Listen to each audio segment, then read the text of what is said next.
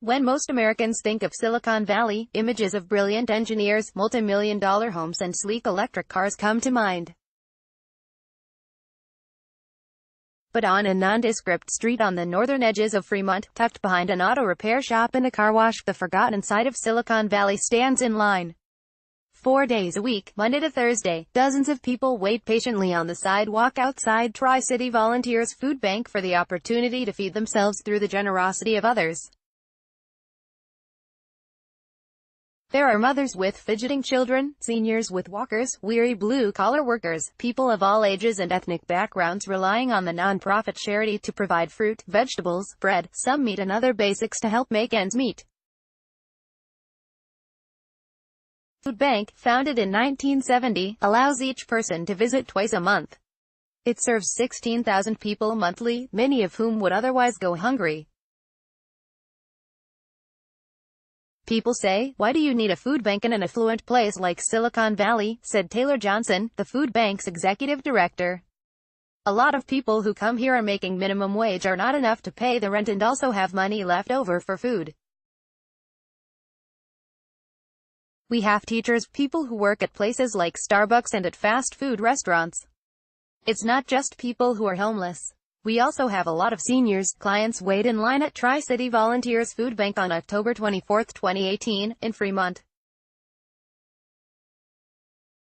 Di Sagano, Bay Area News Group. Tri-City Volunteers also operates a thrift store and a mobile pantry, a van that delivers food regularly, often to senior centers and low-income people who can no longer drive. All of the food it provides is free. The organization is asking the community this holiday season to donate $30,000 as part of the Mercury News annual Wishbook program to help pay for basic needs like electric bills, gas for its vehicles and upkeep of its one-story building on Joseph Street in Fremont. The rising cost of rent has been a big reason why many of the organization's clients need food assistance. People who have lost jobs or suffered major medical problems or who have struggled with financial setbacks rely on the food bank, even in one of the world's richest areas. "We all like to talk about Tesla, Google and Facebook," Johnson said. "Those types of places are great, but not everybody who lives here works in those places. We forget that sometimes, much of the food comes from the Alameda County Community Food Bank, a nonprofit group based in Oakland, which receives donations from large stores like Safeway, Target and Whole Foods and from federal government programs and individual donors."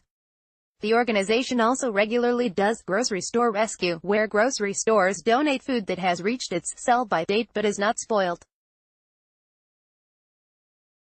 It also accepts donations from people who have extra fruit, like oranges and lemons, from their trees or produce from their gardens.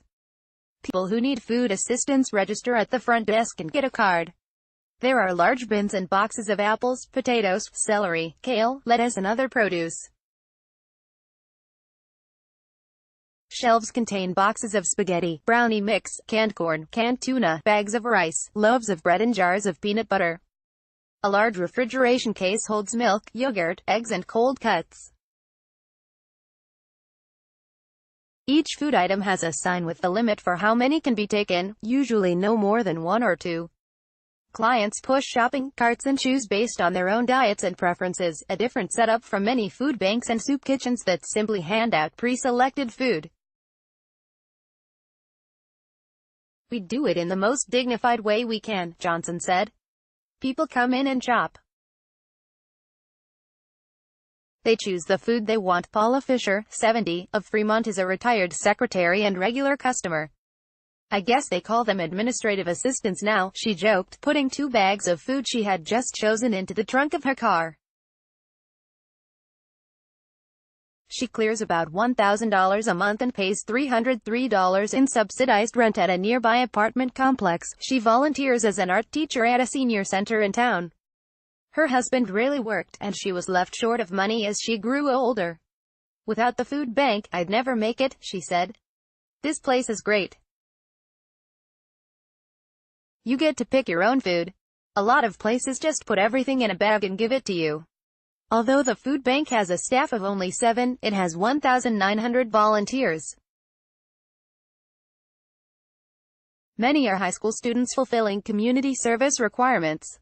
John Oresco did that in the early 1980s before he ended up needing the food bank to eat. He remembers putting oranges in bags, then writing a term paper about the experience when he was a student at Irvington High School 35 years ago. After he graduated, Oresco worked in food service at FMC in San Jose until he was laid off, enlisted in the Army National Guard, sold insurance and worked at Six Flags in Vallejo. He suffered a life-threatening muscle-wasting disease, Guillain-Barré syndrome. And after endless battles with his insurance company, he was forced to declare bankruptcy. The bank foreclosed on his home in Fairfield, and he found himself homeless, living in cars, at bus stops and under bridges. "I got in trouble for sleeping in the ivy at the local library," he said. "When you are tired, you'll go to sleep anywhere." There are a lot of people who have stigmas on homeless people. They think they brought it on themselves. But I was working 2 jobs and I became disabled. I fell through the cracks. Sometimes misfortune happens.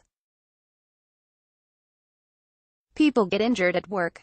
They develop illnesses. They lose jobs. Warehouse manager at Tri-City Volunteers Food Bank John Oresco carries groceries on October 24, 2018, in Fremont.